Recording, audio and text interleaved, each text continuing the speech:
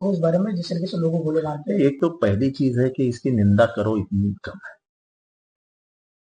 क्योंकि 1990 से जो कश्मीर की हालत खराब होती गई, लोगों का जीना मुश्किल हो गया।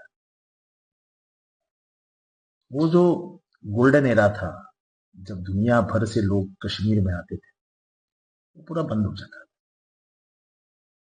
पिछले 2-3 सालों से लोगों का आना जाना कश्मीर में बढ़ गया है,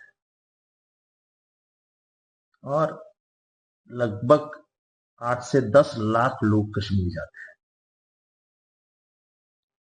अब जिस तरीके का मिलिट्री इंतजाम वहां होता था पहले, जो आर्मी लगाई जाती, वो अब जब लोग वहां से बात कर रहे हैं, बोल रहे हैं, लोगों का जो गुस्सा दिखाई दे रहा है, हर एक आदमी ये बोल रहा है कि एक भी मिलिट्री का आदमी वहां पे मौजूद नहीं था जब ये हादसा हुआ। तो हमने क्या कश्मीर के इलाकों को बंबई समझ रखा है क्या, कि घूमो रात को चौपाटी पे, दो पुलिस कोने पे बैठी है, सब सुरक्षित है? ऐसा तो कश्मीर है नहीं। कश्मीर में आज 24 घंटा एक डर तो है, कभी भी कुछ भी हो सकता है। तो इसको मद्देनजर रखते हुए मिलिट्री क्यों नहीं थी, ये सवाल पूछा ही जाएगा। अब क्यों नहीं थी, इसका जवाब क्या मिल रहा है?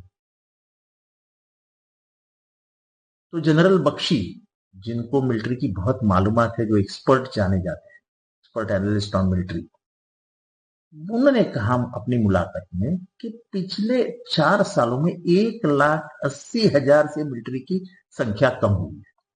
क्या जरूरत है? देश अगर असुरक्षित है, लोग अगर मारे जाएंगे, तो इससे अच्छा कि मिलिट्री बढ़ाओ।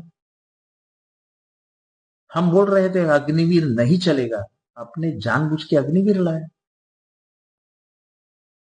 उसका क्या हो गया, नतीजा क्या हुआ? 26 लोग बिना वजह मारे गए।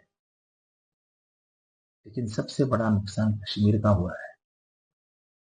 तो मरे उनके घर वाले आज आंसू बहा रहे हैं, लेकिन कश्मीरी पीछे आने वाले और कई सालों के लिए आंसू बह रहे हैं, बहाएंगे, क्योंकि रोजी रोटी का सवाल आ जाएगा। अगर फॉरेनर्स जाना आना बंद कर दिए, फॉरेनर्स पर्यटक आना जाना बंद कर दिए, तो क्या खाएंगे, क्या पिएंगे, पैसा कहां से आएगा, स्कूल्स कहां जाएंगे? सब पेट पानी के लिए ही तो लड़ाई है। आज पहली बार मैं देख रहा हूं कि कश्मीर से आवाज उठ रही है कि जिन्होंने भी ये काम किया उनको जानवर की मौत आ जाए। ये ऐसी आवाज पहले कश्मीर से कभी नहीं आई। हर कश्मीरी रोते हुए दिखाई दे रहा है। ये क्यों हो रहा है? क्योंकि अच्छे दिन कश्मीर में आए थे। अब मिलिट्री क्यों नहीं थी, इसका जवाब पूछोगे तो लोग हमको बोलेंगे तुम गद्दार हो, तुम देशद्रोही हो, तुम आतंकी को साथ दे रहे हो। हम आतंकी को साथ नहीं दे रहे। हम ये सवाल पूछ रहे हैं कि जब तुमको मालूम है कि कश्मीर में कुछ भी हो सकता है, तो वहां 2,000 लोग जिस मैदान में खड़े थे, जिसके ऊपर मिनी कश्मीर, मिनी स्विट्जरलैंड करके इलाका है, उधर मिलिट्री का होना ये जरूरतमंद था कि नहीं? ये सीधा एक सवाल पूछ रहे हैं, और हम नहीं पूछ रहे।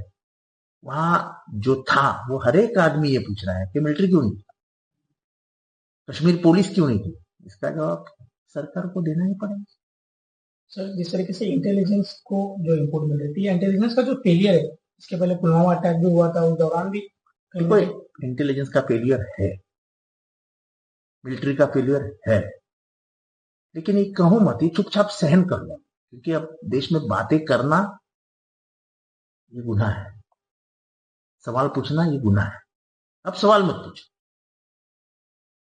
ये हादसा की हम निंदा करते, हम ये भी कहते कि हम सरकार के साथ खड़े रहेंगे, लेकिन अगर सरकार ने गंभीरता से विषय को नहीं लिया और उसका नतीजा अगर कुछ और निकलता है, तो क्या सरकार को सवाल नहीं पूछेंगे? वो जो औरत डोंबिवली से चिल्ला रही है, जिसके रिश्तेदार कश्मीर में मारे गए, वो क्या सवाल पूछ रही है? वो तो यही तो पूछ रही है कि बाकी सब बाजू में रखो, पहले ये बताओ कि सुरक्षा व्यवस्था क्यों नहीं? हम नहीं पूछ रहे ना। उसके तो रिश्तेदार मारे गए हैं। उसने तो यहां तक कहा कि हमारे लोग मरे हैं, हमको मत सुनाओ कि किसने मारा, क्या मारा, वो वहां तक पहुंचे कैसे, इसका जवाब दो। इसका जवाब है सरकार के पास। कहीं ना कहीं इस पूरे हमले को भी जो है हिंदू मुस्लिम का नहीं रंग नहीं, ये दिया है। नहीं हो सकता, भारत में ये नहीं सोचता। देखो, ऐसा हिंदू ही सवाल पूछ रहे हैं कि सुरक्षा व्यवस्था कम क्यों। ये सरकार के जो चमचे हैं, उस पक्ष के जो चमचे हैं, वो करेंगे। उनको तो दूसरा काम ही नहीं है, वो तो यही करेंगे। लेकिन जनता ये जरूर पूछेंगे 4 दिन के बाद कि ठीक है, जो हुआ हुआ, मारे गए, उसके लिए हमें दर्द हो रहा है, लेकिन तुमने उनको बचाने के लिए क्या किया। खुला मैदान दे दिया, आओ भाई मार के चले जाओ।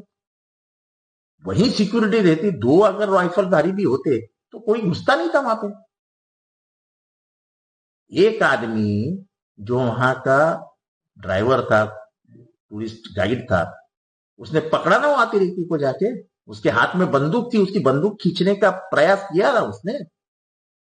आखिर में अतिरेकियों ने उसको भी गोली मार दी। तो ऐसा नहीं है। इसकी कीमत वो अतिरेकियों को चुकानी पड़ेगी, लेकिन 26 जान जाना ये हमारे लिए शोभा नहीं दे रहा है। देश के सुरक्षा व्यवस्था के ऊपर पूरी दुनिया में सवाल निशान पैदा हो।